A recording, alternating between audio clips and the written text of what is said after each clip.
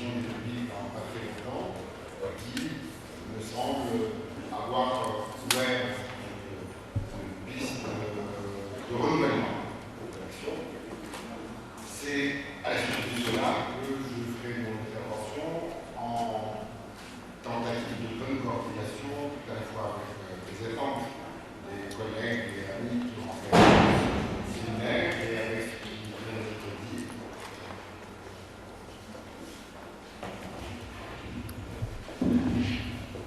Il a été rappelé très justement l'ancienneté de la démarche, cela fait à peu près 30 ans, que après le séminaire sur l'Arc-en-Ciel, cela fait à peu près 30 ans, 28 ans, je dirais, qu'il y a une réflexion plus méthodique, organisée et globalement centrée sur la question générale de la réhabilitation de l'État ou du patrimoine, après que les années 70 et le début des années 80 aient jeté complètement toutes les tentatives et tentations permanentes des techniciens, des partisans de la modernité à imposer une conception de la vie moderne qui écraserait, ferait disparaître la vie héritée. La réflexion internationale existe depuis assez longtemps, elle est, pour ce qui nous concerne à l'école, rassemblée très fortement par le travail continu de François Choët, qui a commencé par une critique radicale et magistrale en 1960 du Corbusier, qui a abouti récemment dans un travail purement anthropologique de l'espace, et où, à partir de la question de l'utopie, à partir de toute l'expérience de la question du patrimoine qu'elle avait menée dans le débat sur Rustin, Giovannoni, etc., avait à livrer en quelque sorte les manières d'aborder des questions qui ne sont pas des questions de patrimoine, qui sont des questions d'espace, qui sont des questions de rapport à l'espace, qui sont des questions de culture et d'imposition en quelque sorte de l'urbanisme culturaliste sur l'urbanisme à l'urbanisme fonctionnaliste, techniciste, qui fait de la modernité, qui donne de la modernité une vision extrêmement étroite. Je pense qu'il est inutile, bien entendu, de répéter les débats divers, multiples, nombreux, nécessaires, qu'il s'agisse de ceux qui portent sur la question de matériaux, sur ceux des urgences et des stratégies, sur la question du métier ou des formations, etc. Je pense que là, il y a amplement place pour des séminaires techniques, professionnels, qui peuvent s'abreuver, segmenter dans des expériences concrètes, nationales. Et je suis un adepte de l'utilisation de l'expérience. Il existe une expérience consentivale, il existe une expérience intelligente, il existe du terrain, il existe des acteurs, d'une société. Et c'est tout cela qui compte. Il y a l'expérience internationale. En dernier, nous avons indiqué combien il était important de regarder la Tunisie, qui, je crois, reste toujours un petit peu le modèle le plus élaboré, le plus abouti, quelles qu'en soient les limites, quelles qu'en soient les spécificités, en matière de construction d'une stratégie collective, publique, et donc d'approche de la Médina à l'intérieur de la ville, à partir d'une vision de la ville qui est à construire en permanence. La vision de la ville ne pouvant être définie une bonne fois pour toutes, comme ça, soit par un dessin, par une projection, par des idées, par une volonté politique, une volonté administrative. Donc, il faut ouvrir et organiser les débats techniques en amont. Et je pense que c'est le rôle de ce séminaire. Se pose une question majeure qu'il faut en permanence rappeler. Quelle place donner ou défendre? Quelle place de la connaissance et de la recherche donner à l'approche de Médina? La connaissance scientifique ne saurait être confondue avec la connaissance technique, professionnelle, ou sociale, ou politique, etc. La connaissance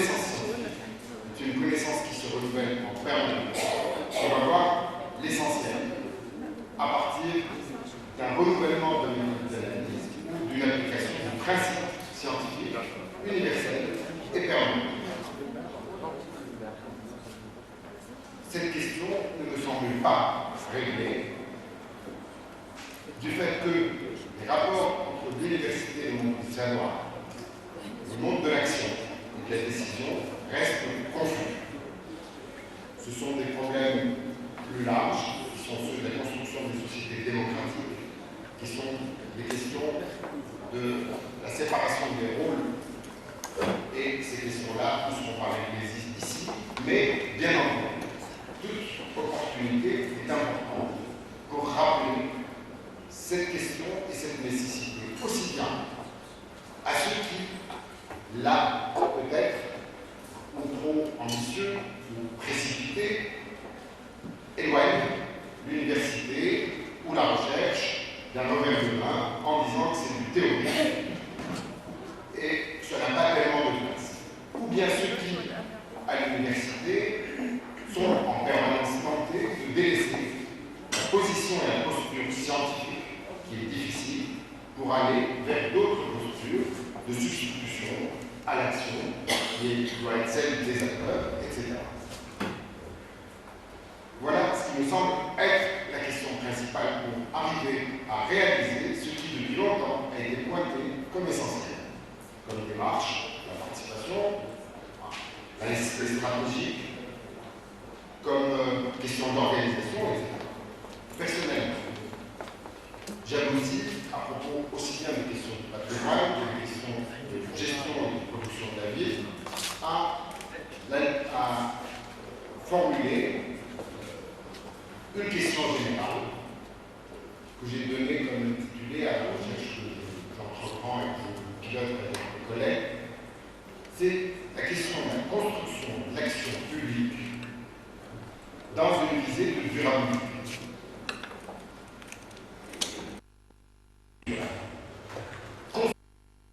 Ne pas la considérer comme préexistante dans des manuels de droit ou dans des manuels de sciences politiques ou dans des manuels d'urbanisme, etc. L'action publique doit se construire en permanence.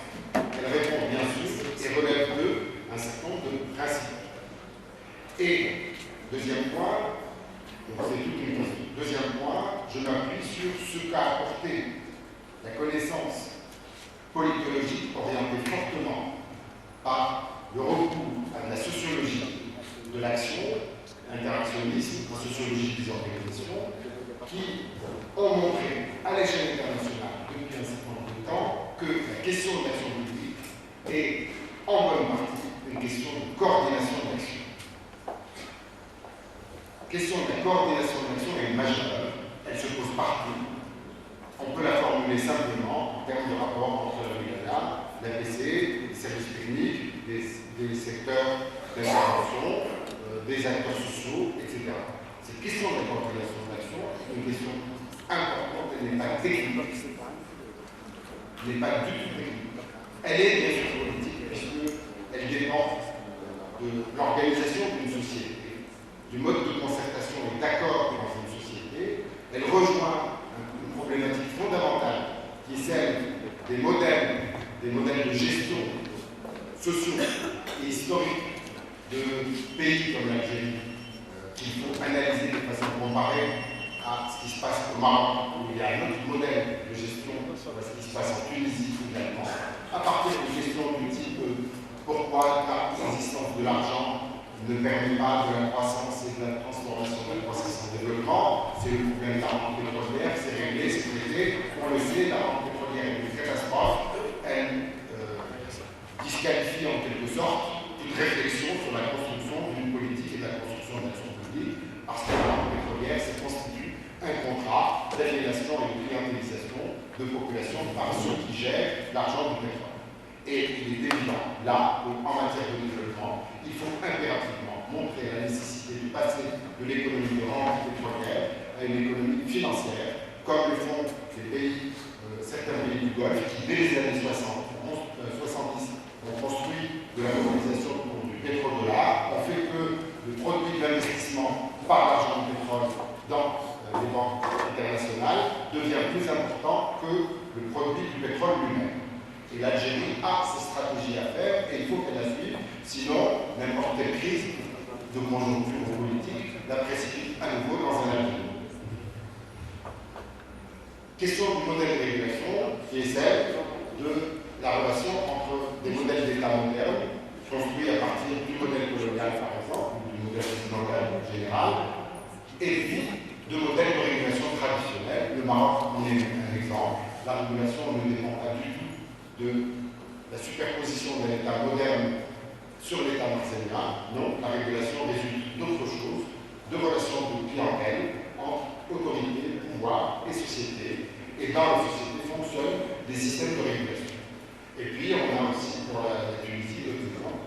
Donc, la question de la construction de l'action publique est une question qui renvoie à cette question générale du modèle de développement, de gestion politique, etc. Et, en fait, par la coordination de l'action, on peut penser, pouvoir, influencer, infléchir les modèles de régulation et montrer que, par exemple, la concertation, la négociation, le contrat, à l'échelle locale, peut progressivement monter pour permettre la construction d'une société politique moderne sur laquelle l'Algérie peine dans les affrontements et confrontations entre partis politiques, etc. Deuxième point qui me semble essentiel, c'est la question de la visée de l'action, pour laquelle je propose de rejoindre allègrement ces mots valises dont parlait le président. La durabilité. La durabilité est effectivement un point consensuel à l'échelle internationale qui montre les limites du capitalisme, les nécessités du capitalisme contemporain, parce que le capitalisme, on le sait, est divers et multiple, il est spéculatif, il est productif, il peut naître et se développer depuis le communisme chinois, depuis l'économie populaire, comme à partir d'autres modèles de transformation. La question de la durabilité est une question qui fait consensus, tout comme la gouvernance, tout comme la participation. Ce n'est pas parce qu'elle fait consensus que tout le monde a pratiqué l'applique de la même façon. Pour les scientifiques, qu'est-ce que la durabilité? François Mancebo, mon collègue, dans un ouvrage publié en 2006, fait le point sur la question et énonce deux modes de durabilité, une durabilité faible et une durabilité forte. L'intérêt de ces deux modèles de durabilité, c'est qu'il renvoie à la question économique. La durabilité forte, c'est la durabilité d'inspiration écologique. Il faut restituer à la nature ce qu'on lui emprunte. Ce que l'on détruit dans le domaine du système, dans le domaine de l'environnement, est irrémédiablement perdu. Et il est toujours très difficile de reconstituer des biotopes, des écosystèmes, etc. C'est une question à comprendre. Moins on emprunte, mieux c'est, de toute façon. C'est un principe. Il faut même essayer de s'approcher le plus possible du fonctionnement des écosystèmes et de faire régresser en quelque sorte les agressions des techniques et des méthodes de production sur les biotopes, sur les écosystèmes. Donc, il y a la démarche pour le point de vue, en quelque sorte écologique, qui dit qu'il n'y a pas de concession à faire, absolument pas de concession à faire, parce que c'est la couche d'ozone qui est sérieusement et très sérieusement menacée, c'est inévitable. Il y a des pertes qui entraînent des désordres complets, catastrophiques, générant des tsunamis et d'autres phénomènes, et c'est un problème de prise de conscience, de sensibilisation, et de ramener à la raison l'ensemble de la communauté internationale. Cette durabilité forte est défendable. Elle est défendable avec toutes les limites que l'on sait. Elle est interprétée par un certain nombre de spécialistes en rapport avec une sorte d'hyper-régulation néo-keynésienne.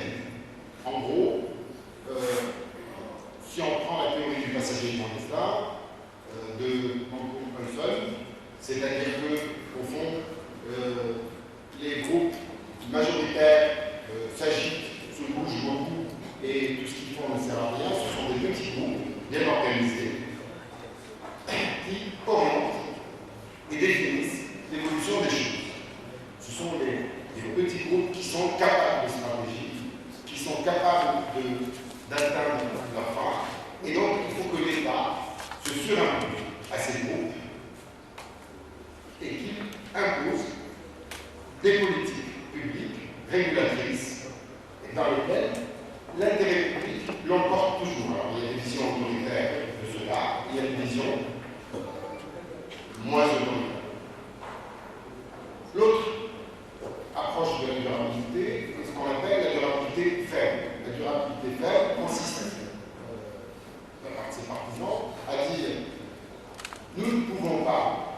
respecter le fonctionnement des écosystèmes sans mettre fin au système productif, sans casser toute croissance.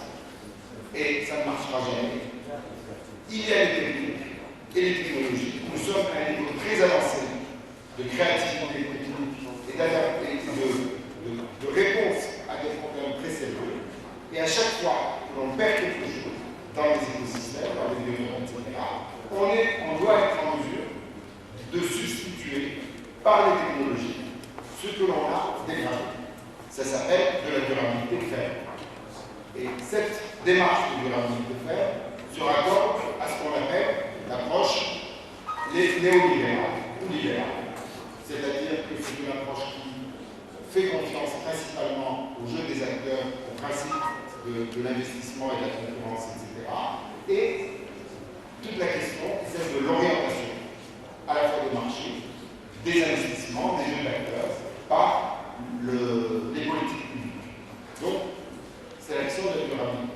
Cette question de la durabilité s'applique partout. En Médina, elle s'applique. En Médina, nous avons affaire précisément à un héritage qui peut être équivalent d'un écosystème. Cet héritage, on en connaît les principes de fonctionnement, les logiques de fonctionnement qui sont historiques, c'est-à-dire c'est la solidarité entre sites, tissus, unités fonctionnelles, habitation, activité, etc., population, division des fonctions, manière de travailler, culture et mode de gestion plutôt communautaire.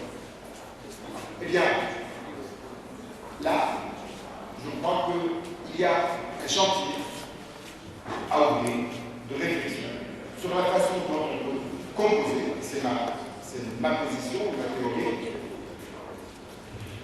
Il y a un chantier à ouvrir sur la façon dont on peut composer, rassembler ces deux méthodes de durabilité forte et durabilité faible, parce que, contrairement à ce que disent les tenants de nombreuses démarches durables, il ne s'agit pas de méthodes ou de techniques totalement rationnelles, il s'agit de partis pris idéologiques et culturels. Que l'on soit porteur ou partisan de la durabilité faible ou de la durabilité forte, c'est une question de croyance. On est plutôt dans la croyance écologique, ou on est plutôt dans la croyance en le marché, etc. Et vous savez que tous les débats économiques et les grands débats économiques, à propos justement de la vision libérale ou de la vision régulationniste, se terminent toujours par une prise de position morale, culturelle, idéologique. Donc, il s'agit d'ouvrir le chantier sur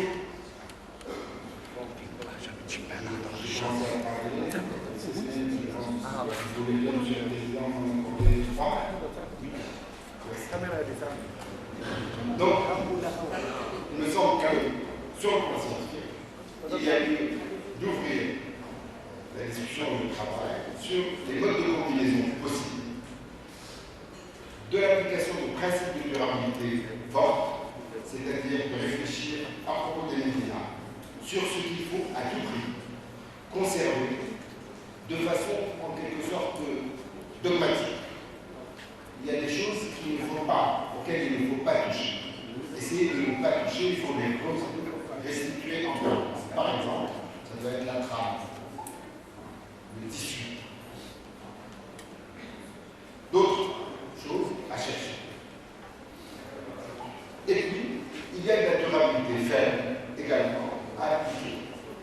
C'est la question de l'introduction de nouveaux matériaux, de nouvelles technologies, de nouvelles fonctions, de nouvelles activités, de nouvelles populations, qui, a priori, peuvent paraître un petit peu contradictoires du tissu, mais qui doivent s'intégrer au tissu, à la population, au cadre, et non pas s'imposer. C'est la question de la modernité, de certaines façons. Et je crois, et je conclurai là-dessus, qu'il y a lieu en permanence, en fait, aussi et surtout, de réfléchir à l'application de quelques concepts et de quelques principes. Comment penser la modernité à propos des médias? Qu'est-ce qu'une modernité des médias? Pourquoi cela? L'enjeu est majeur.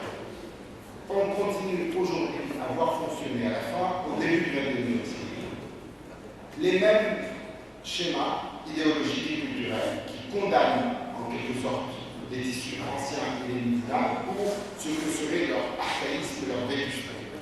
Or, il faut précisément arriver à reconnaître par les travaux et les observations combien les populations des médias, qui sont les premiers acteurs dont il faut prendre en compte, sont modernes dans leur façon d'être, et que la tradition ou le rapport à la tradition est plutôt toujours externe, surimposé, totalement idéologique, sans rapport à la réalité sociale, à la réalité culturelle, etc. C'est-à-dire que la question, c'est celle de l'identification des réalités sociales et culturelles des médias avec lesquelles il faut travailler, parce que sans cela, de toute façon, la participation ne nous pas fonctionner. C'est donc cette question de la volonté, de la modernité. Ce sont ensuite des questions de méthode de l'intervention, qui sont des questions classiques de rapport entre pouvoir et société. Et là, on touche à des questions qui apparaissent un petit peu difficiles ou éloignées des enjeux propres des médias qui doivent travailler depuis longtemps.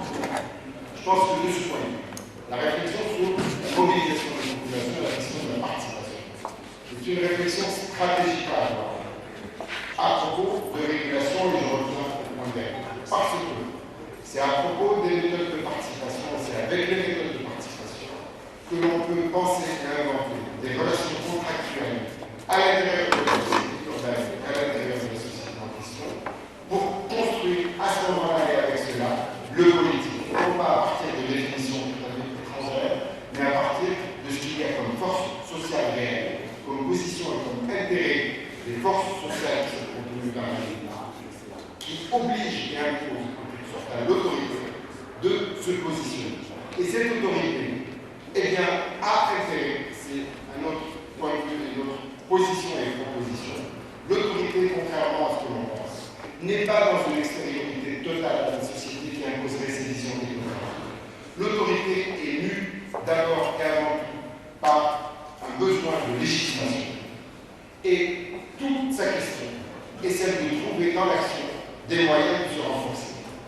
Il y a lieu de ce fait, pour des raisons d'efficacité, de passer de la dénonciation des positions d'acteurs publics et institutionnels à la position de mobilisation de ces acteurs en faveur de la participation. Je vous remercie de votre attention.